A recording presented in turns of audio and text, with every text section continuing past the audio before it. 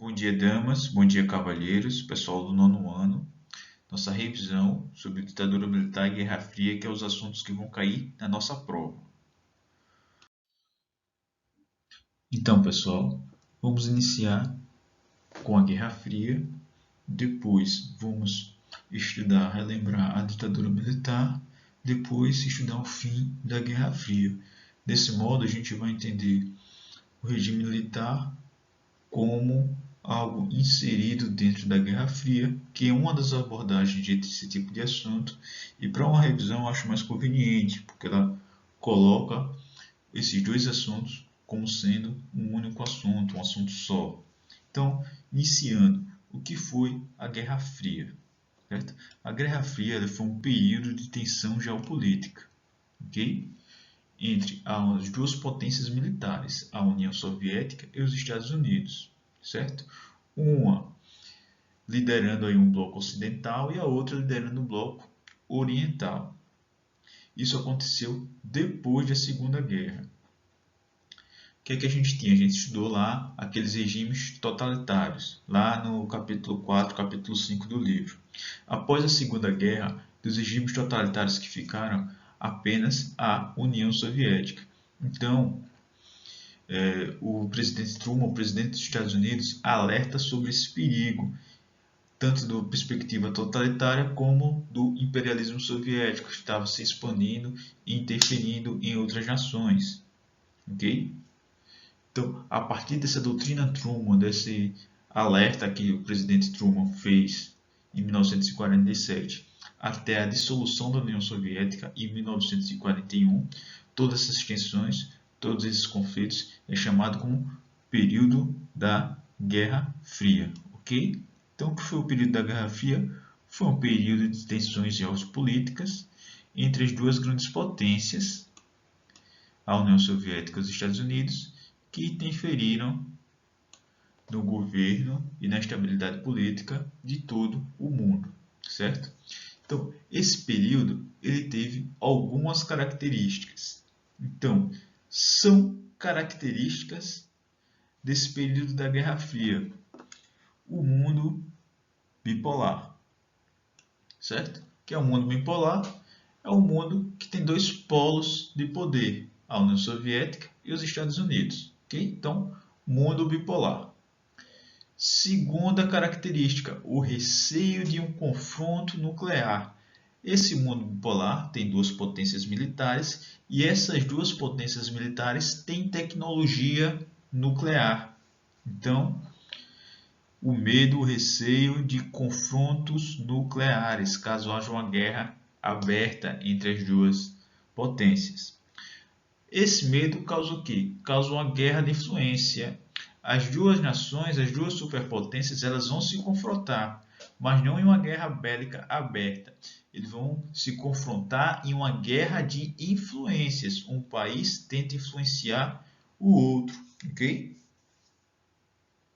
E, por último, mas não menos importante, esse confronto entre um país e outro a respeito de guerra de influência também vai influenciar, também vai agir por meio de competições e de propaganda. A gente vai ver essa característica por meio das competições esportivas também, além disso, da corrida nuclear, da corrida armamentista e da corrida espacial, ok? Então, quatro características aí desse período da Guerra Fria: o mundo bipolar, o receio de confrontos nucleares, uma guerra de influência, ok? E esse aspecto, inclusive, que dá o nome ao período, né? É uma guerra, sim, existe essa guerra, mas ela não é uma guerra bélica, é uma guerra de influências, é uma guerra fria, ok? E também os aspectos de competição e propaganda entre as duas superpotências, ok? Importante isso. Bom, como falei, existiu o confronto entre essas duas superpotências, porém esse confronto era de maneira indireta. Existia também um aspecto de competição. Vamos olhar.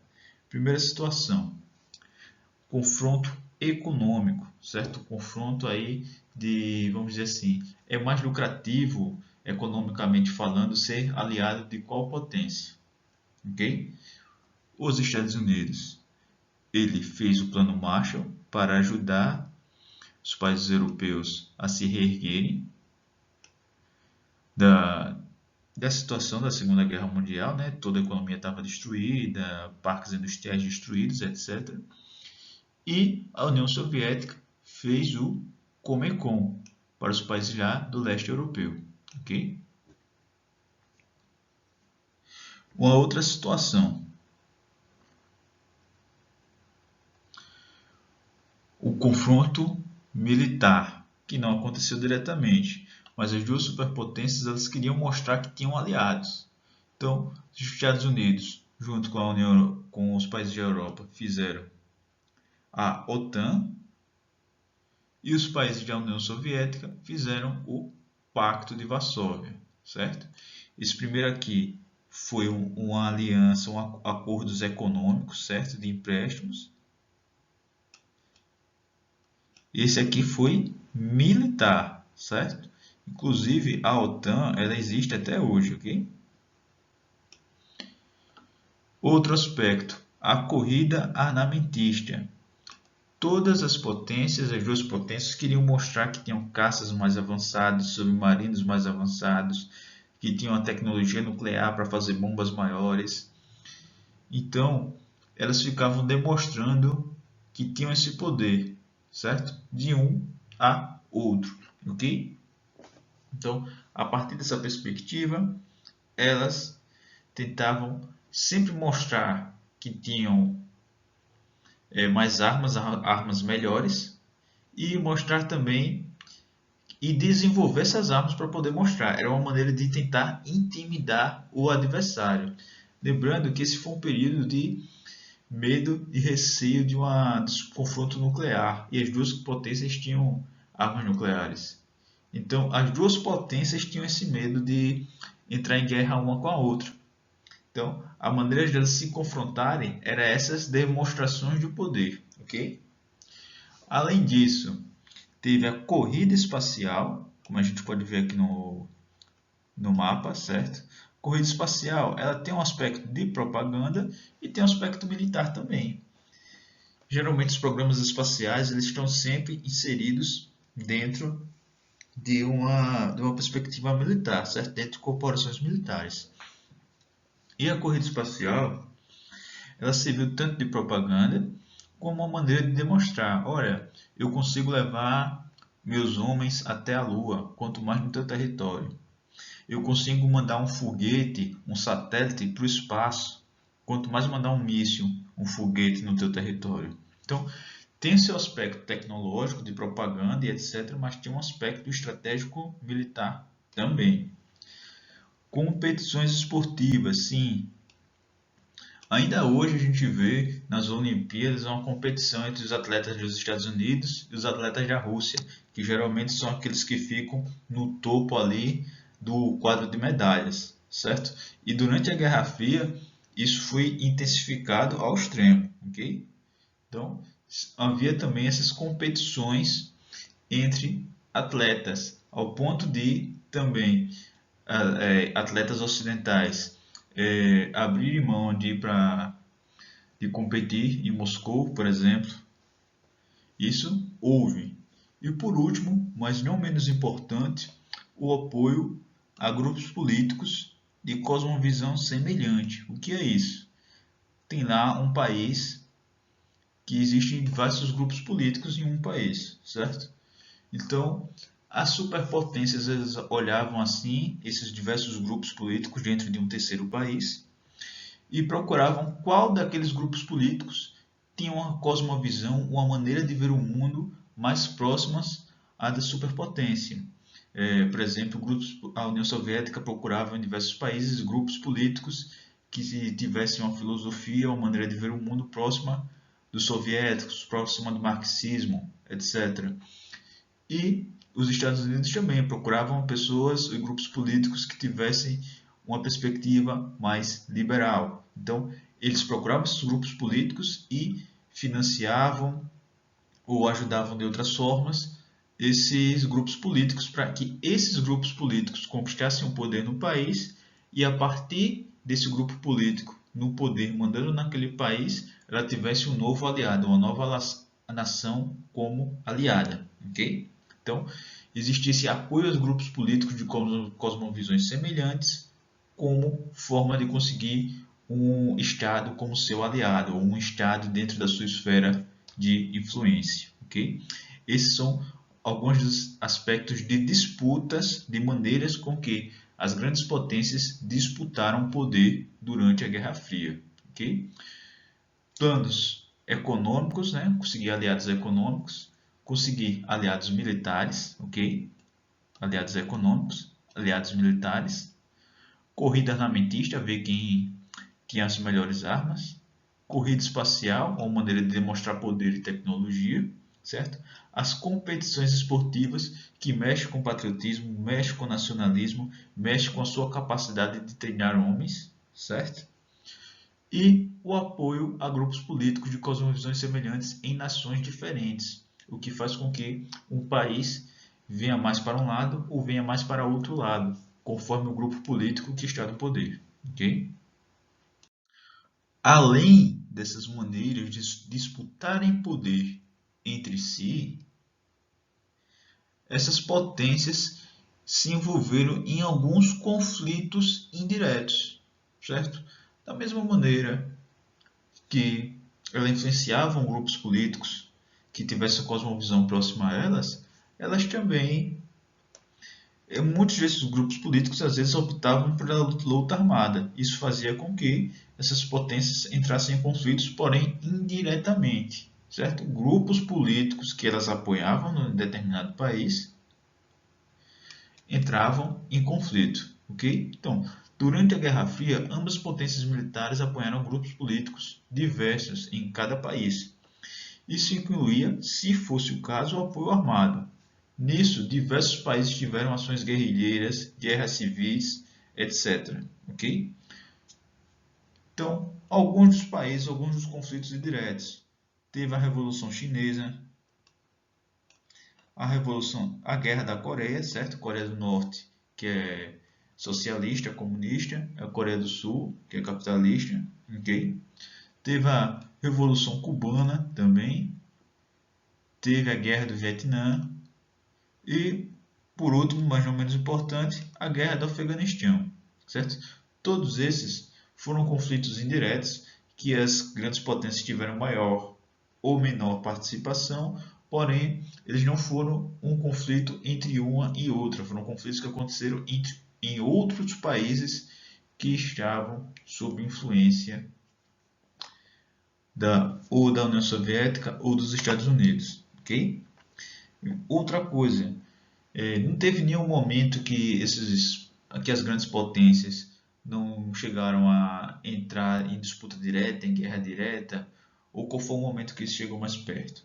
O momento que isso chegou mais perto foi a crise dos mísseis. Isso é importante, atenção, ok? Crise dos mísseis. Foi o momento em que as duas potências chegaram mais próximo de um confronto direto. Como isso aconteceu? Houve a Revolução Cubana, Cuba era um país socialista e estava aliado à União Soviética. A União Soviética instalou mísseis em Cuba apontados para os Estados Unidos. Quando esses mísseis foram descobertos, ficou aquela tensão e foi resolvido de maneira diplomática, certo? A União Soviética desinstalou esses mísseis que estavam em Cuba para evitar uma guerra, ok? Mas esse foi o momento mais próximo de um conflito armado entre as duas grandes potências.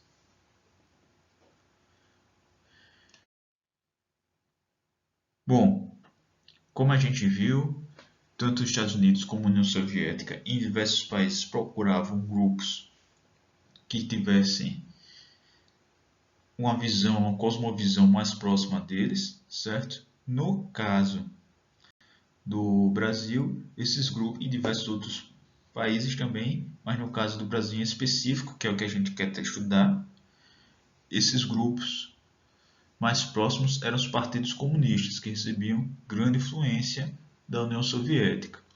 Uma parte desses partidos comunistas, do Partido Comunista Brasileiro, por exemplo, bebia muito na teoria do foco guerrilheiro, que é uma teoria a qual a revolução ela não vai ser feita por um partido ou por um sindicato, porém por grupos guerrilheiros. Essa teoria ela era muito inspirada na Revolução Cubana, ok? Dos moldes da Revolução Cubana. E recebia apoio também da União Soviética. Alguns guerrilheiros, pessoas do Partido Comunista, foram receber treinamento no exterior, certo? Em Cuba, treinamento de contra-informação, etc. E quando vieram para o Brasil, treinavam outros guerrilheiros, ok?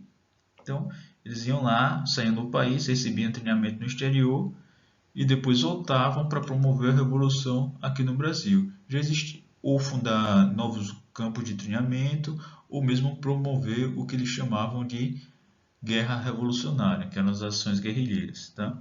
Desde 62 já havia atividade guerrilheira no Brasil. Okay? Essas ações guerrilheiras elas se dividiam basicamente em dois tipos de ações: as expropriações, certo? E os justiçamentos. Expropriações é o que? É o roubo. Eles iam lá, roubavam um banco, roubavam um quartel do exército, roubavam algo que fosse servir para fazer a revolução, né? Para se manterem em guerra. Ou dinheiro, ou suprimentos, ou armamento, coisas do tipo, certo? E o justiçamento é o homicídio, é chegar e matar alguém, ok? Esse alguém, o grupo guerrilheiro decidia qual seria o alvo e, após decidir que alvo era esse, iam lá e matavam o sujeito. Eles chamavam isso de justiçamento.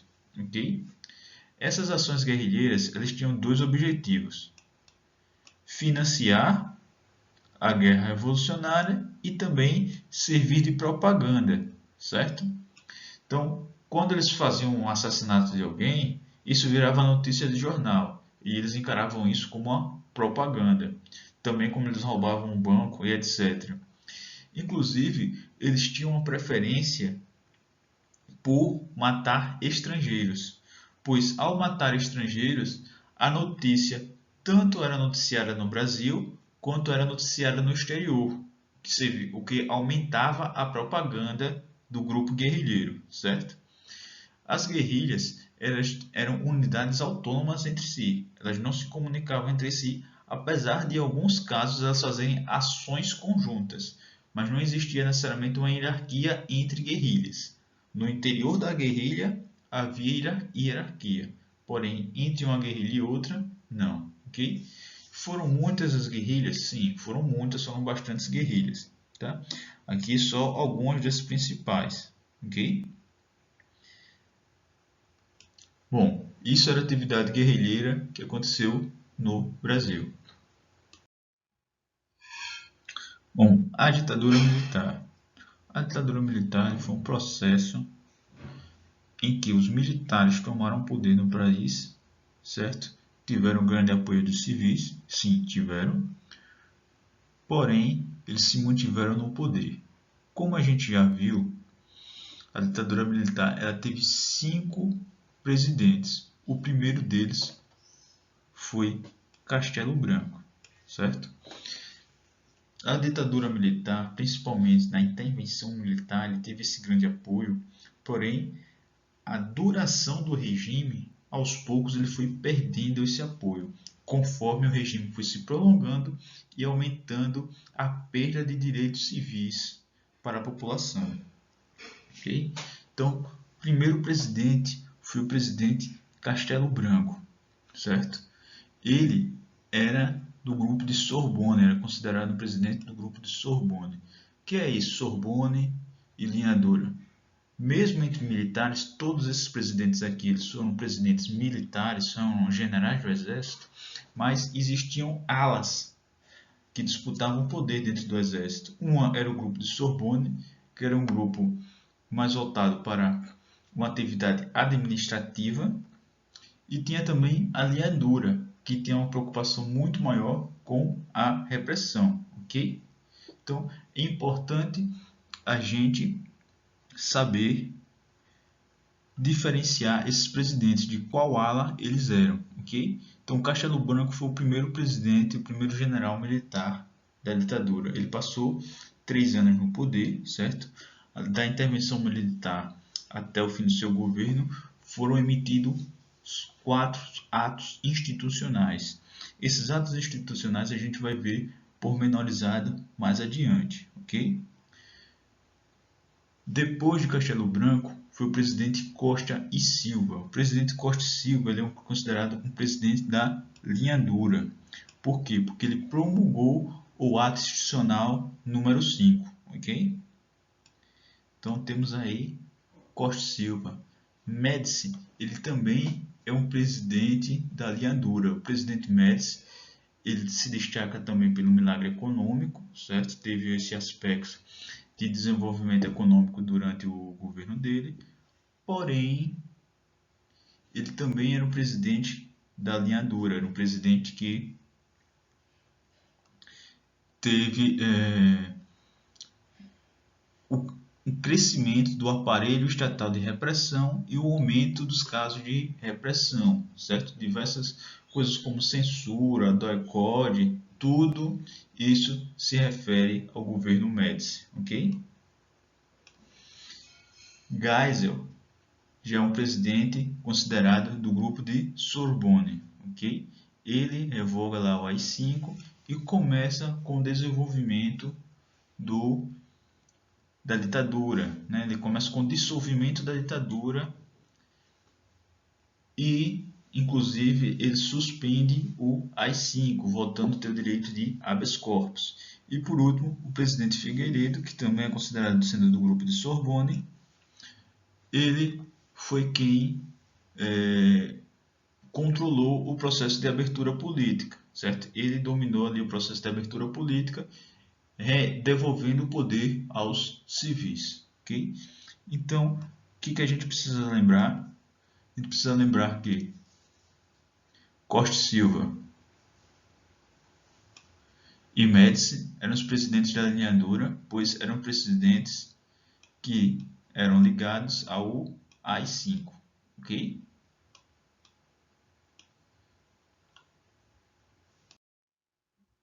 Bom, pessoal, então só algum aprofundamento a respeito dos atos institucionais. Eles foram 17, tá? Mas os que foram importantes para a historiografia no que se estuda do 9º ano são 5 primeiros, ok?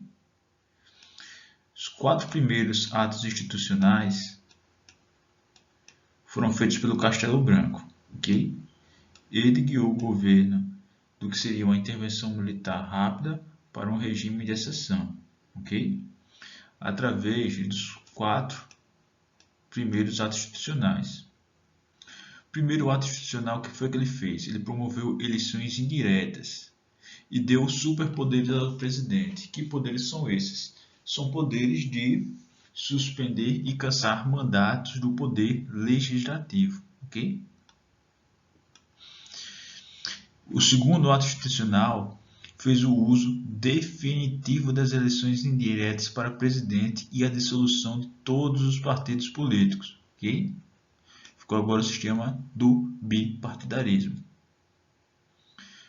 O terceiro ato institucional, ele fez eleições diretas agora não só para presidente,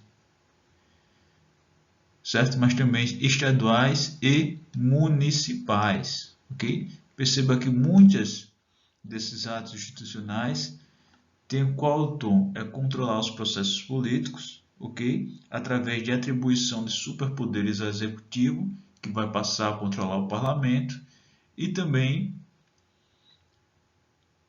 de fazer eleições indiretas, ou seja, quem vai votar é o parlamento, que é controlado pelo executivo.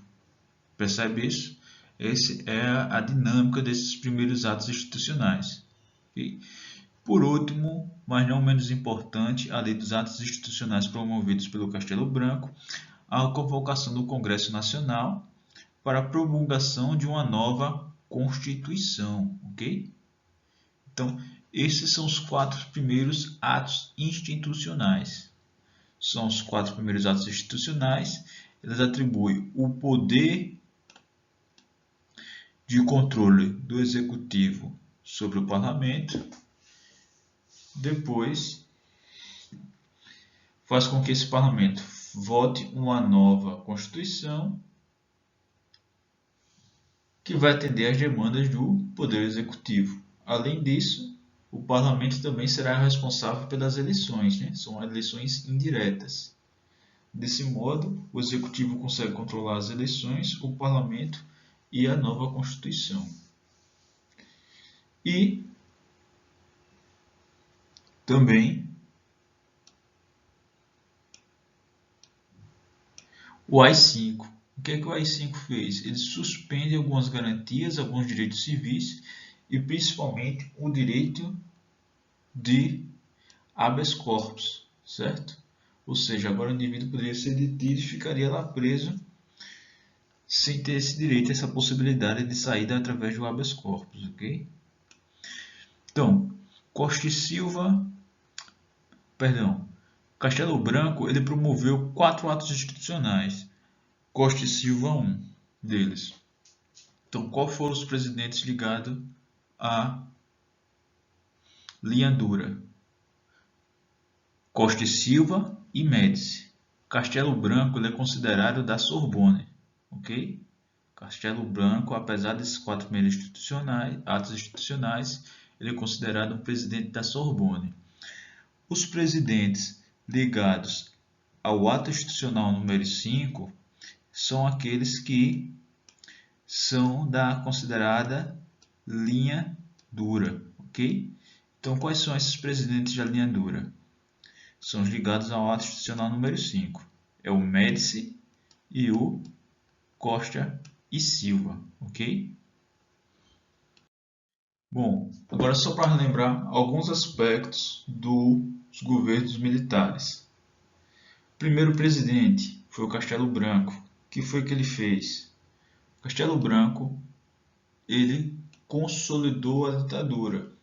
Ele desenvolveu de um ato de intervenção militar até a fortificação de uma ditadura, garantindo superpoderes ao executivo, instrumentos de permanência no poder e também o controle do executivo sobre o legislativo, certo? Então, isso ocorreu através dos primeiros 4 atos institucionais, ok? Então, Castelo Branco foi o primeiro presidente, ele foi o presidente responsável pela consolidação da ditadura. Alguns historiadores tratam esses primeiros governos como nem sendo propriamente dita uma ditadura, porque esse desenvolvimento foi feito aos poucos, ok? Mas para fim dos estudos do 9º ano, ele foi o primeiro presidente da ditadura e ele foi responsável pela consolidação e pela criação dos 4 primeiros atos institucionais. O segundo presidente é o presidente da linha dura, certo? Linha dura.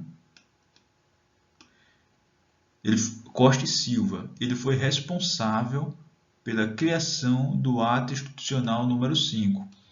A partir do ato institucional número 5, os historiadores eles entram em acordo que dizem, não há dúvidas, a partir do ato institucional número 5, realmente o Brasil passou a viver uma ditadura.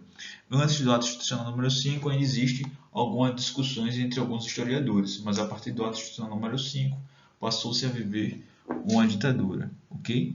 Então temos aí esse presidente Costa e Silva que é ligado à linha dura, ok? Bom, o terceiro presidente foi o Médici. Médici ele também é um presidente da linha dura.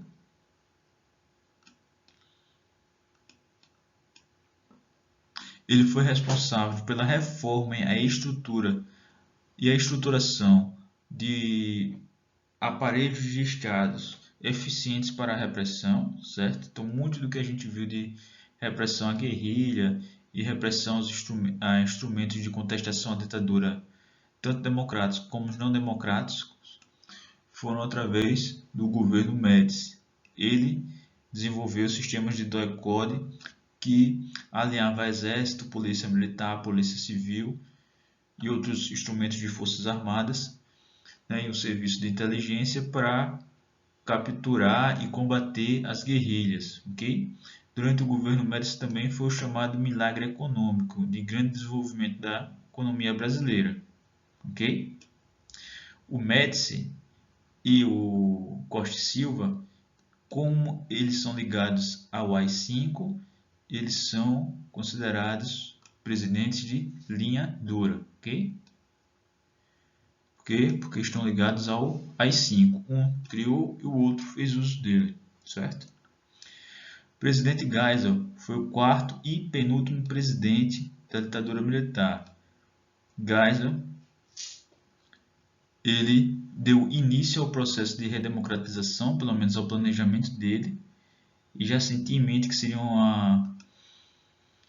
uma redemocratização lenta, segura e gradual, certo? Desenvolvida aos poucos. E também no governo Geisel começou a se desenvolver uma crise econômica, ok? Essa crise econômica se deveu até a crise do petróleo, certo? O capital financeiro entrou em crise devido a essa crise do petróleo e houve uma fuga de capitais, procurando mercados mais estáveis, ok? Por último, mas não menos importante, o presidente Figueiredo, que foi quem efetivou a redemocratização, certo?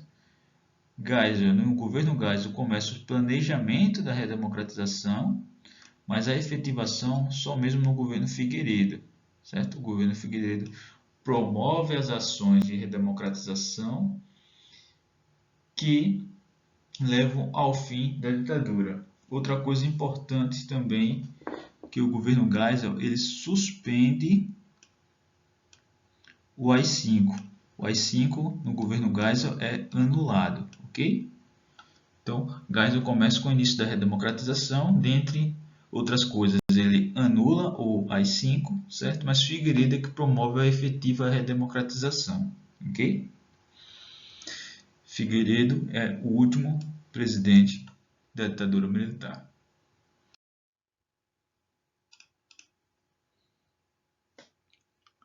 Bom, sobre a redemocratização, o que a gente precisa lembrar?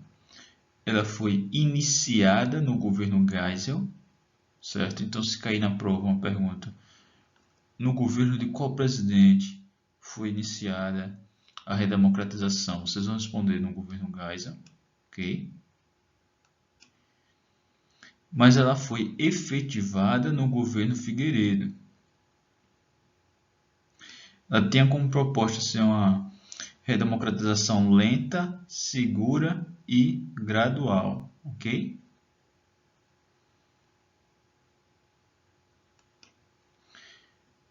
Outras coisas. Um dos inícios ali da redemocratização, ainda no governo Geisel, a revogação do AI-5. Outro aspecto da redemocratização, a anistia de presos políticos e de pessoas que cometeram crimes ligados à política, certo? Feita no governo Figueiredo. Durante a redemocratização, a gente teve também um movimento de diretas já, certo? Que tentou promover eleições diretas. Porém, esse movimento ele não foi frutífero, certo? Ele é muito lembrado na história, mas foi um movimento que não foi frutífero. As eleições seguintes foram eleições indiretas, entre Tancredo Neves e Paulo Maluf. O Tancredo Neves vence as eleições, porém ele tem problemas de saúde e acaba morrendo. Quem assume a presidência é o vice de Tancredo Neves, o José Sarney, ok? Então, José Sarney se torna o primeiro presidente civil após a ditadura militar. Então, assim acaba a ditadura militar, ok? A partir do governo Sarney vai ser feita uma nova Constituição, que é a Constituição de 88 que temos até hoje, e assim acabou a ditadura militar. Bom, nessa época que estava acabando a ditadura militar, a Guerra Fria também estava próxima do seu fim.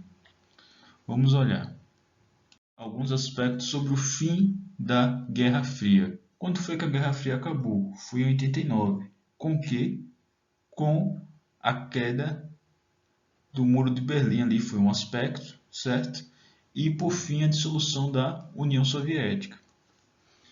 A crise econômica da União Soviética foi grave porque, dentre outras coisas, corrida armamentista, corrida espacial, toda essa competitividade gasta muito dinheiro. Também aspectos de promover revolução, promover guerrilhas, promover grupos políticos em outros países. Isso também gasta muito dinheiro, certo? Então, o último presidente da União Soviética, Gorbachev, ele faz esses dois planos.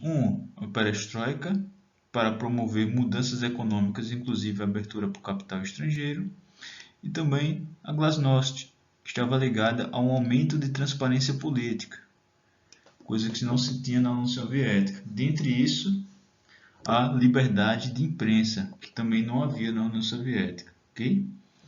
Nesses aspectos, com essas aberturas de maior autonomia dos países membros e de maior liberdade política, muitos grupos políticos de países já então União Soviética começam a solicitar uma maior abertura política em seus países e a União Soviética vai se fragmentando. Muitos países eles vão se aproximando de regimes capitalistas e adotando práticas econômicas liberais e práticas políticas liberais também, ligadas à democracia. Ok? Em 1889 acontece um evento símbolo, que é a queda do Muro de Berlim. Como vocês sabem, o Muro de Berlim ele dividia a cidade de Berlim em dois, certo? A Berlim Ocidental e a Berlim Oriental. Ele foi construído pela União Soviética para evitar que as pessoas da Berlim Oriental fugissem para a Berlim Ocidental, que tinha influência dos Estados Unidos e que tinha melhores qualidades de vida. Okay? Bom, a dissolução da União Soviética ela só aconteceu definitivamente em 1991, com a renúncia de Gorbachev, que foi o último presidente. Bom, pessoal, é isso. Estudem, revisem, tá? Tirem 10 na prova. Até a próxima aula.